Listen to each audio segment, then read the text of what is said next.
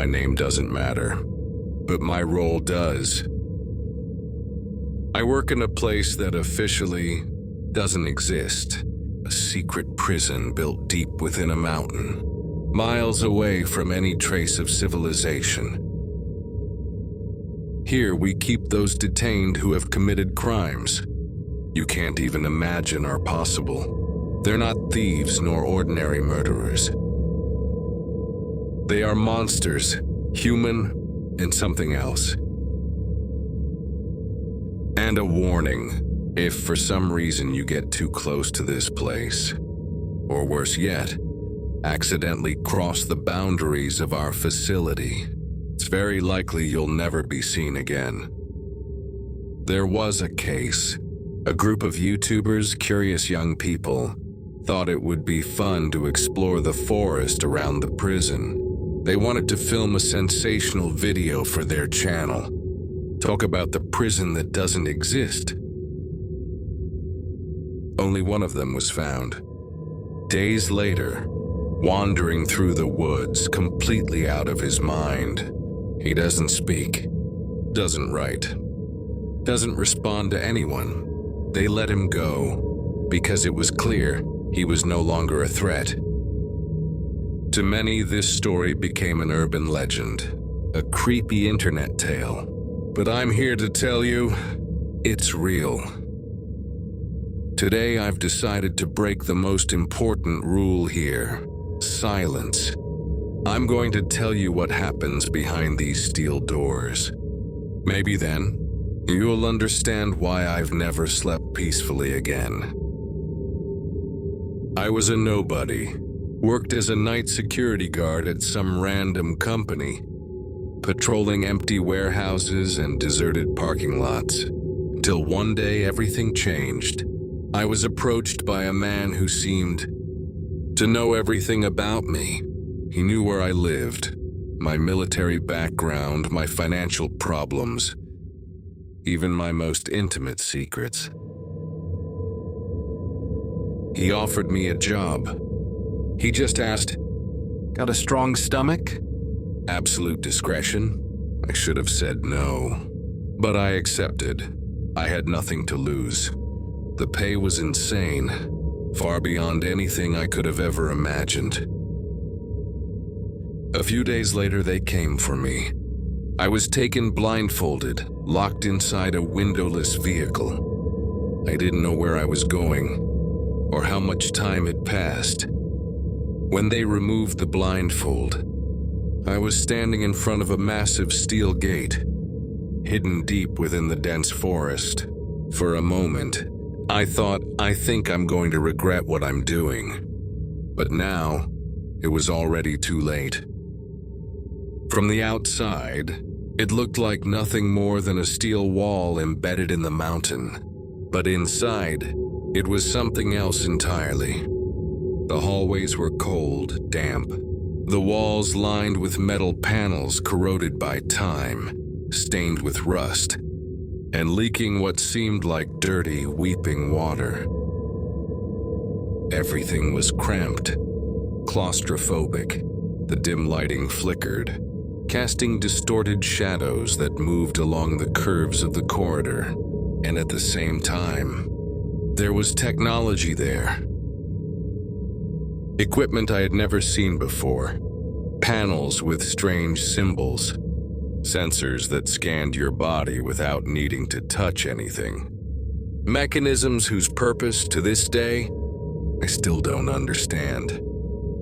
It felt like a mix of a military laboratory, a maximum security prison, and something else.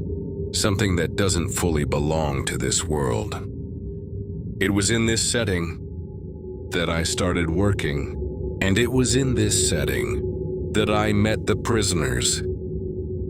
The first inmate I met was known only as the seamstress.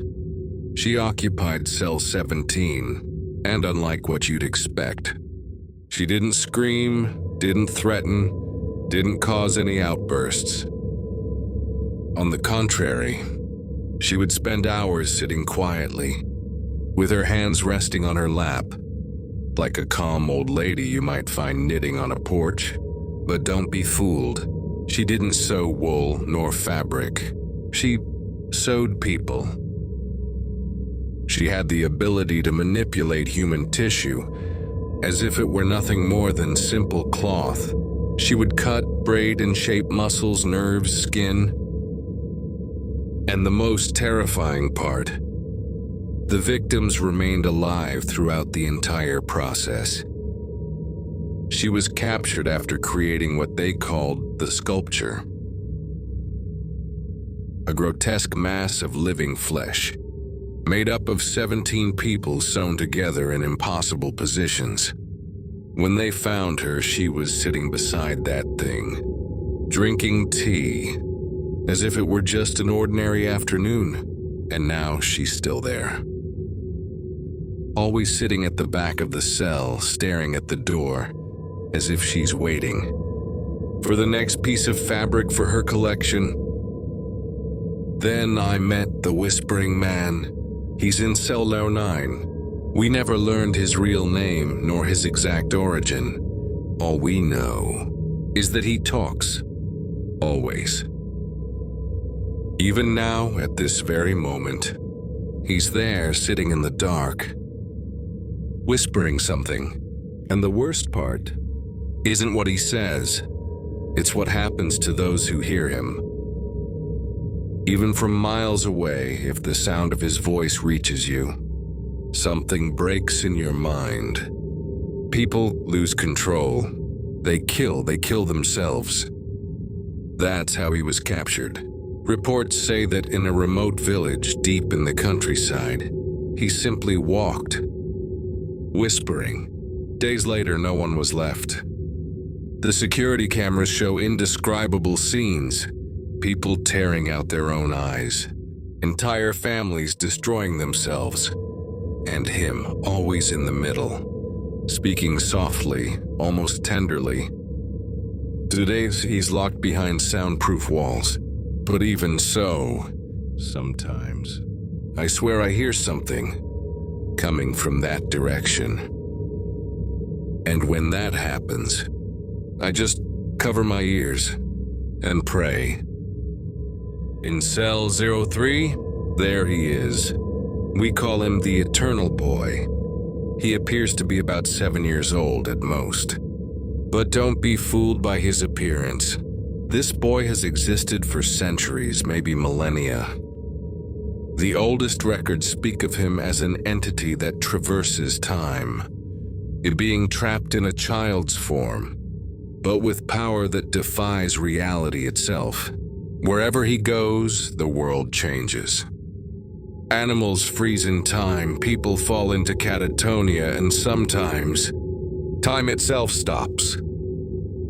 Guards have reported being trapped in temporal loops, reliving the same seconds endlessly, until the special team intervened. I only had the courage to walk past his cell once. I swear my watch stopped, and for almost an hour everything around me was frozen. Since then, I avoid even looking in the direction of that cell. The Zero Complex hasn't always been under control. There was a day when everything nearly ended. A containment system failure released multiple cells at once. The red alarm blared, sirens tore through the air. And then, chaos. Prisoners who shouldn't even be allowed to breathe the same air as us, roaming the corridors. The guards were not prepared. The massacre was swift, brutal. It took days to regain control.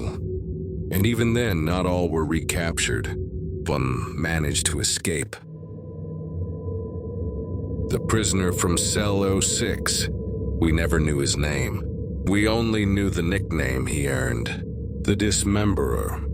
He doesn't speak, doesn't run, doesn't hide. He simply walks. A humanoid being, but deformed, with arms too long, fingers thin as blades, and skin pale, almost translucent, covered in self-inflicted scars. Records show he doesn't kill to feed, he disassembles.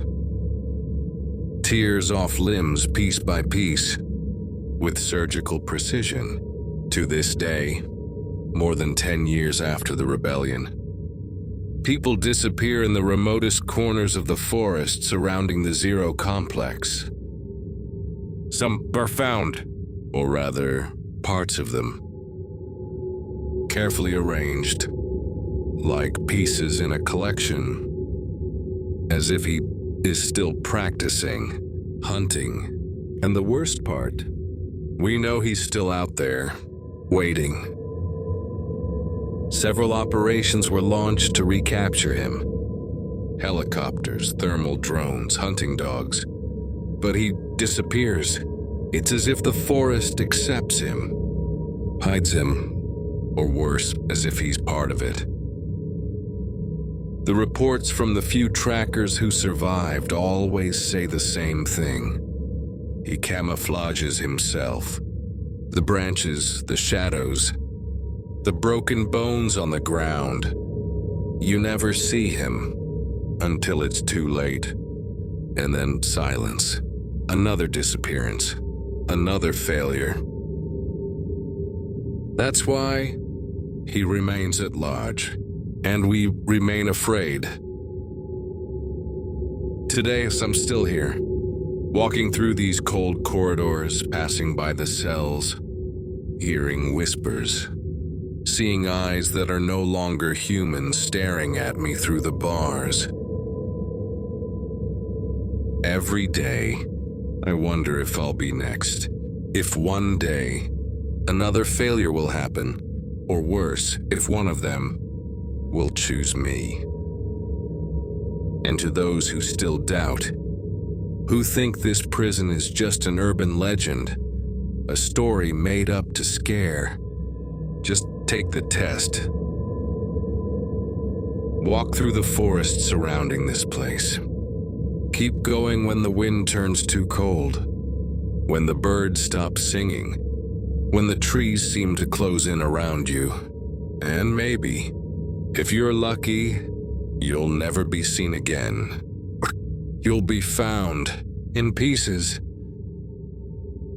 And I will be here, waiting for the next shift. Waiting for the Zero complex to never open its gates again.